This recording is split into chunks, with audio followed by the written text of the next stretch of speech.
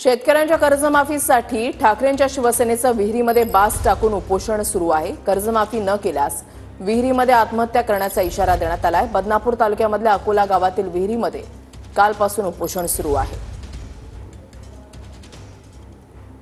असं या पदाधिकाऱ्याचं नाव आहे। आपण त्यांच्याशी थेट बातचीत करूया।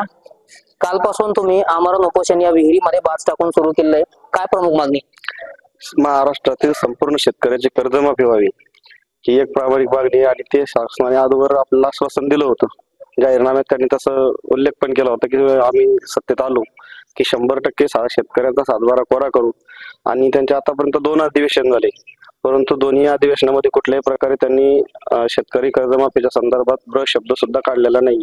जोपर्यंत शासन संपूर्ण शेतकऱ्याच्या कर्जमाफीचा GR काढत नाही, याच वेळेमध्ये मी आत्महत्या करून टाकेल आणि आत्महत्या केल्यानंतर खुशाल माझी समाधीवरती बांधावी, बस शेवटचा निर्णय।